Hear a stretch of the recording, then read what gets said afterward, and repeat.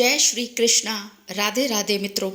क्या 2025 से कलयुग का अंत होने जा रहा है? चलिए आज इस वीडियो के माध्यम से सच्चाई को जानते हैं। तारीख थी 6 जून 2015।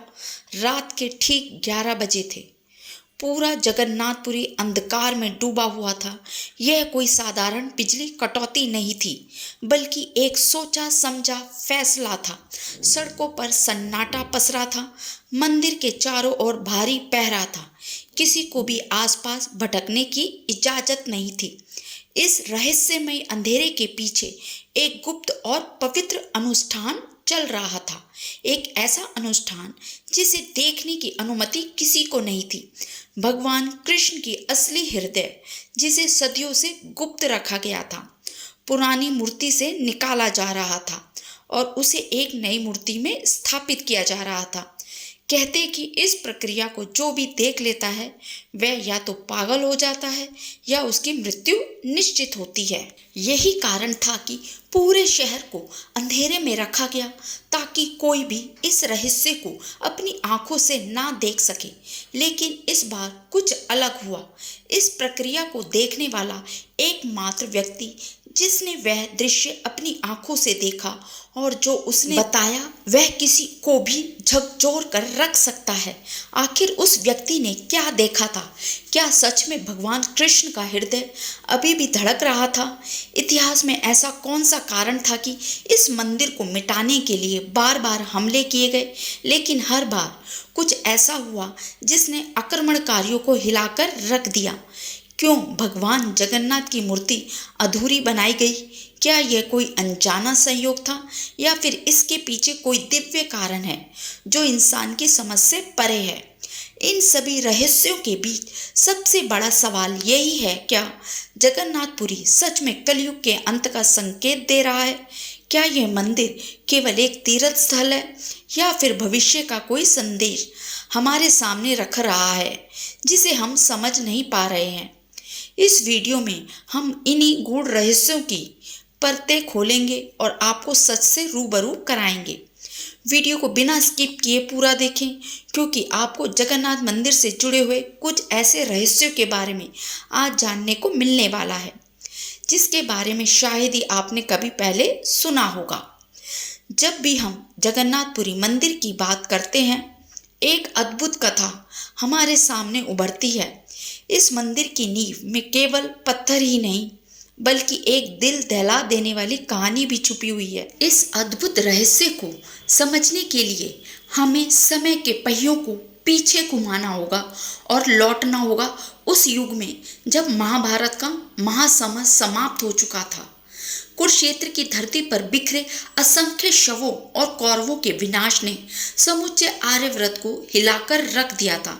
इसी विनाश का दोष गांधारी ने भगवान श्री कृष्ण पर मढ़ दिया था। अपने 100 पुत्रों की मृत्यु के शोक में डूबी गांधारी ने जलते हुए क्रोध के साथ कृष्ण को श्राप दिया, जैसे मेरे पुत्रों का सर्वनाश हुआ वैसे ही तुम्हारा यादव वंश भी आपसी कलह में नष्ट हो जाएगा। जिस द्वारका को तुमने अपने पराक्रम से बसाया वह भी जगमगन हो जाएगी। ये केवल शब्द ही नहीं थे, बल्कि विधि का विधान था। वर्षों बीत गए, लेकिन गांधारी का श्राप काल की परछाई की तरह पीछा करता रहा और फिर 36 वर्षों बाद वह दिन आया जब गांधारी का कथन सत्य होने लगा। द्वारका में आपसी कलह ने विकराल रूप धारण कर लिया। नशे में चूर यादव, जो कभी अपराजय योद्धा थे, एक दूसरे के रक्त के प्यासे हो उठे। पराक्रमी महारथी जो युद्ध में देवताओं तक को चुनौती देते थे, वह अब अपने ही बंधुओं के हाथों काल के गाल में समा रहे थे। रक्त से सनी द्वारका चित्कारों से गूंज उठी, लेकिन नियति अपने पथ पर अग्रसर थी। और फिर आया वह भयानक क्षण जब सागर ने अपनी लहरों का विशालकाय रूप दिया। गगन भेदी गर्जना के साथ महासागर ने पूरी द्वारका नगरी को अपने भीतर समा लिया। देखते ही देखते महलों, मंदिरों और समृद्धि से भरी वह नगरी जो कृष्ण के धाम थी, जल प्रलय में विलीन हो गई। द्वारका अब केवल जल के गर्भ में सोई हुई एक भूली हुई कथा बन गई। भगवान श्री कृष्ण इस महासंहार को देखकर मौन थे। वह जानते थे कि यही विधि का विधान है। उन्होंने अपना अंतिम क्षणों के लिए एकांत का चयन किया और एक घने वन में पीपल के वृक्ष के नीचे ध्यान मग्न हो गए। लेकिन नियति का चक्र अभी समाप्त नहीं हुआ था। इस पूरी घटना के बाद जो घटित हुआ वह और भी अधिक रहस्यमयी था। रात्रि का तीसरा प्रहर चल रहा था। जंगल स्याह अंधकार में डूबा हुआ था। सिर्फ जुगनुओं की टिमटिमाती रोशनी रहस्यमय चमक बिखेर रही थी। एक शिकारी अपनी सांसें थामे घने वृक्षों के बीच छिपा खड़ा था। उसकी उंगलियां तीर पर कसकर जमी थी और उसकी आंखें अपने लक्ष्य पर केंद्रित थी। जरा सब्र कबीले का सबसे कुशल शिकारी झाड़ियों के पीछे छुपा हिरण को देख रहा था। लेकिन जैसे ही तीर छोड़ा, समय मानो थम गया। तीर सीधे श्री कृष्ण के चरणों में लगता है और वह घायल होकर धरती पर गिर पड़ते हैं। शिकारी जब भगवान श्री कृष्ण के पास पहुंचता है और देखता है कि उसने जिसे अपना शिकार समझा था वह स्वयं द्वारकाधीश है, तो वह कांप उठता है। आंखों में आंसू लिए वह उनसे क्षमा मांगता है। लेकिन श्री कृष्ण मुस्कुराकर उसे याद दिलाते हैं, त्रेता युग में जब मैं राम के रूप में था तब मैंने वानर राजा बाली को इसी प्रकार मारा था। तुम वही बाली हो और आज तुमने अपनी नियति को पूरा किया है। जब पांडवों ने भगवान श्री कृष्ण का अंतिम संस्कार किया तब एक रहस्य सामने आया। उनका संपूर्ण शरीर भस्म हो गया मगर उनका हृदय नहीं जला। यह हृदय धड़क नहीं रहा था, लेकिन उसमें एक विचित्र शक्ति थी। पांडव घबरा गए। यह कैसा चमत्कार था। तभी आकाश से आकाशवाणी हुई, यह मेरा नीला माधव स्वरूप है, इसे जल में प्रवाहित करो, समय आने पर यह स्वयं प्रकट होगा। पांडवों ने वैसा ही किया। हृदय को एक लकड़ी के लट्ठे में बांधकर नदी में प्रवाहित कर दिया। सदियां बीत गई। एक दिन उड़ीसा के घने जंगलों में सब्र कबीले के मुखिया विश्वासु ने नदी किनारे एक विशाल लकड़ी का टुकड़ा देखा। जैसे ही उसने उसे छुआ वह चौंक उठा। लकड़ी गर्म थी और उसमें से एक नीली आभा निकल रही थी। विश्वासु ने अपने कबीले के लोगों को बुलाया और उसे अपने गुफा मंदिर में स्थापित कर दिया। धीरे धीरे कबीले के लोग उसे नील माधव के रूप में पूजने लगे। जब भी कोई उस मूर्ति के पास जाता उसके भीतर एक दिव्य शक्ति का संचार होता। राजा इंद्रद्युम्न जो मालवा के पराक्रमी राजा थे, उन्होंने एक रात एक अजीब सपना देखा। सपना असाधारण था। उन्हें एक विशाल नीले प्रकाश से चमकती प्रतिमा, एक गुफा और रहस्यमय पर्वत दिखा। जागते ही उन्होंने अपने विद्वानों को बुलाया और अपने सपने के बारे में बताया। विद्वानों ने जब यह सब सुना तो वह सभी एक मत होकर बोले, यह नीलांचल पर्वत है और इस पर कोई दिव्य मूर्ति स्थापित है। राजा चकित हो गए। उन्होंने अपनी सेना को चारों दिशाओं में इस पर्वत को खोजने भेजा मगर कोई सफलता नहीं मिली। तब राजा इंद्रद्युम्न के एक पात्र ब्राह्मण विद्यापति को यह कार्य सौंपा गया। उन्होंने सूक्ष्मता से खोजबीन की और पता लगाया कि सब्र कबीले का मुखिया विश्वासु इस मूर्ति की पूजा करता है। विद्यापति को एहसास हुआ कि बलपूर्वक यह मूर्ति नहीं ली जा सकती, इसलिए उन्होंने विश्वासु की बेटी से विवाह कर लिया। एक दिन जब उनकी पत्नी प्रसन्नचित्त थी तब उसने अपने पिता से प्रार्थना की वह विद्यापति को नील माधव के दर्शन कराए। विश्वासु मान गया मगर एक शर्त पर कि विद्यापति की आंखों पर पट्टी बांधी जाएगी। विद्यापति राजी हो गया मगर वह चुपके से रास्ते में सरसों के बीच गिराता गया ताकि बारिश के बाद जब वह अंकुरित हो तो वह रास्ता पहचान सके। नील माधव के दर्शन करते ही विद्यापति स्तब्ध रह गया। ऐसी दिव्य मूर्ति उसने कभी नहीं देखी थी। उसने जाकर राजा को इस बारे में बताया। कुछ दिनों बाद जब राजा स्वयं वहां पहुंचे और जबरन वह मूर्ति ले गए, मगर जैसे ही मूर्ति को गुफा से निकाला गया एक भयानक घटना घटी। प्रतिमा हवा में लुप्त हो गई। राजा बहुत दुखी हो गए। राजा ने हताश होकर फिर से कठिन तपस्या की। कुछ दिनों बाद उन्हें फिर से एक स्वप्न आया। एक लकड़ी का लट्ठा समुद्र से बहकर आ रहा है। इस लकड़ी के लट्ठे से एक नई मूर्ति बनवाओ। राजा ने सुबह उठकर अपने सैनिकों को उस लट्ठे को खोजने के लिए भेजा। राजा के सैनिकों ने समुद्र किनारे खोजबीन की और वह चमत्कारी लकड़ी का टुकड़ा उन्हें मिल गया, मगर कोई भी उसे हिला नहीं पा रहा था। तभी राजा को एक आवाज सुनाई दी, तुमने विश्वासों से छल किया है, इसलिए तुम्हारे पाप तुम्हें रोक रहे हैं।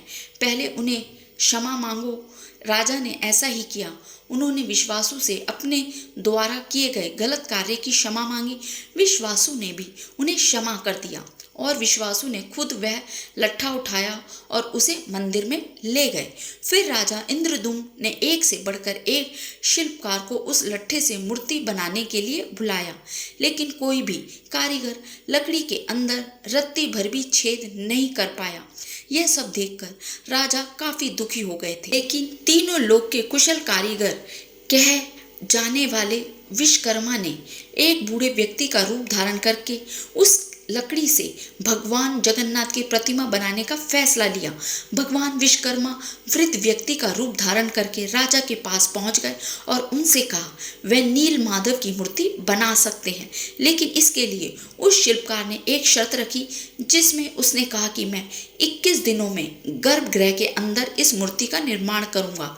कोई भी शख्स मूर्ति बनाते समय उन्हें दिखाई नहीं देना चाहिए। यदि कोई भी इन 21 दिनों से पहले अंदर आया तो वह मूर्ति को छोड़कर चले जाएंगे। राजा ने सभी शर्तें मान ली और एक बंद कमरे के अंदर भगवान विश्वकर्मा ने लकड़ी से मूर्ति गढ़ने का काम शुरू कर दिया, लेकिन रानी खुद को चाहकर भी रोक नहीं पा रही थी, इसलिए सभी की नजरें चुराते हुए रानी उस कमरे के पास चली गई। रानी ने देखा कि कमरे से कोई भी आवाज नहीं आ रही है। इसके बाद तुरंत रानी ने इस बात की सूचना महाराज को दी। राजा को ऐसा लगा कि बूढ़ा व्यक्ति की मृत्यु नहीं हो गई है, इसलिए सभी शर्तों को दरकिनारे करते हुए राजा ने अपने सैनिकों को कमरे को खोलने का आदेश दिया। इधर विश्वकर्मा जी आधी अधूरी मूर्ति के अंदर भगवान के विग्रह को रखकर अदृश्य हो गए। जैसे ही कमरा खोला गया तो सभी लोग अचंभित हो गए, क्योंकि कमरे के अंदर वह वृद्ध व्यक्ति नहीं था। इसके अलावा वहां पर 3 अधूरी बनी मूर्तियां रखी हुई थी। राजा को लगा कि शायद यही भगवान की इच्छा है और उन्होंने जिस अवस्था में मूर्तियां थी उसी अवस्था में मंदिर में स्थापित करवा दिया। राजा को गहरा धक्का लगा। उन्होंने अपने आप को दोषी ठहराया। तभी आकाशवाणी हुई, यह मेरी वास्तविक मूर्ति है। मैं अधूरा नहीं हूँ बल्कि पूर्ण हूँ। इसी रूप में मेरी पूजा होगी। आज इसी रूप में ये तीनों मूर्तियां मंदिर में विराजमान हैं। हर बार जब भगवान जगन्नाथ की मूर्ति जीर्ण हो जाती हैं तो उसे बदलने की परंपरा होती है, जिसे नव कलेवर कहा जाता है। यह प्रक्रिया 12 से 19 वर्षों के बीच घटित होती है, परंतु मूर्ति बदलने से अधिक महत्वपूर्ण कार्य होता है भगवान का ब्रह्म तत्व या जीवित हृदय स्थानांतरित करना। इस रहस्यमय अनुष्ठान के दिन जैसे ही सूर्य अस्त होता है, पूरी शहर अंधकार में डूब जाता है।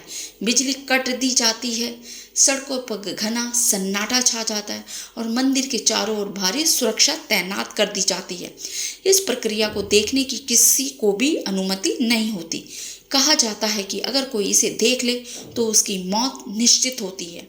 केवल कुछ चयनित पुजारियों को ही इस प्रक्रिया में भाग लेने की अनुमति होती है और वह भी इस अनुष्ठान को आंखों पर पट्टी बांधकर संपन्न करते हैं। उनके हाथों में दस्ताने होते हैं ताकि वह उस विशेष ब्रह्म पदार्थ को छूने के बावजूद उसे महसूस ना कर सके, लेकिन इस ब्रह्म पदार्थ को देखने की कोई हिम्मत नहीं करता है।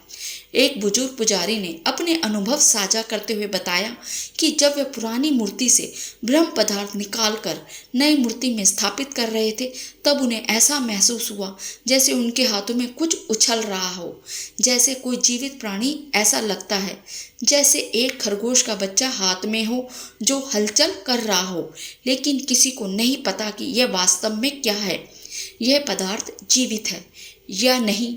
क्या यह सचमुच श्री कृष्ण का हृदय है या कोई और दिव्य शक्ति, या आज भी एक अनसुलझा रहस्य बना हुआ है जगन्नाथ मंदिर, जिसे श्रद्धा और भक्ति का केंद्र माना जाता है, सिर्फ धार्मिक दृष्टि से ही नहीं बल्कि ऐतिहासिक और रहस्यमय घटनाओं के कारण भी चर्चाओं में रहा है।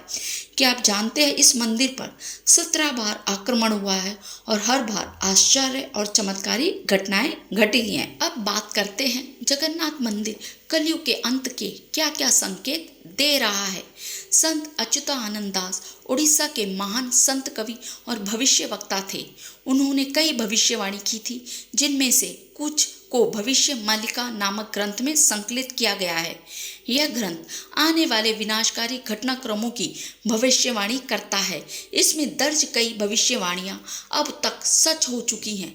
सदियों से कहा जाता है कि जगन्नाथ मंदिर की गुंबद पर कोई पक्षी नहीं बैठता, लेकिन साल 2020 में कुछ बाज और गिद्ध मंदिर के शीर्ष पर देखे गए। इस घटना का जिक्र भविष्य मालिका में पहले ही हो चुका था। यह घटना सिर्फ एक संयोग थी या फिर भविष्य मालिका में वर्णित महाविनाश का संकेत? साल 2019 में फैनी चक्रवात के दौरान मंदिर परिसर में स्थित 700 साल पुराना बरगद का पेड़ अचानक गिर गया।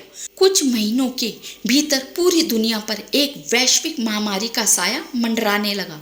इस घटना का जिक्र भी भविष्य मालिका ग्रंथ में पहले ही हो चुका है। तीसरे विश्व युद्ध की भविष्यवाणी भी भविष्य मालिका ग्रंथ में की जा चुकी है। आज पूरी दुनिया विश्व युद्ध के मुहाने पर खड़ी है। रूस यूक्रेन युद्ध, इसराइल और अन्य देशों के बीच तनाव और लगातार बढ़ते संघर्ष, क्या ये सब संत अच्युतानंद दास की भविष्यवाणी का हिस्सा था? भविष्य मालिका के अनुसार कलयुग के अंत में जगन्नाथपुरी समुद्र में विलीन हो जाएगा और तभी दुनिया एक नए युग में प्रवेश करेगी। भविष्य मालिका की कई भविष्यवाणियां सच होती दिख रही हैं। कुछ लोग इस अंधविश्वास मानते हैं तो कुछ इसे परम सत्य, लेकिन सच्चाई जो भी है, यह निश्चित है कि हमें इन संकेतों को हल्के में नहीं लेना चाहिए। आपको हमारी वीडियो पसंद आई हो तो हमारे चैनल को लाइक और सब्सक्राइब करें। कमेंट बॉक्स में जय जगन्नाथ अवश्य लिखें। राधे राधे, जय श्री कृष्णा, जय श्री राम।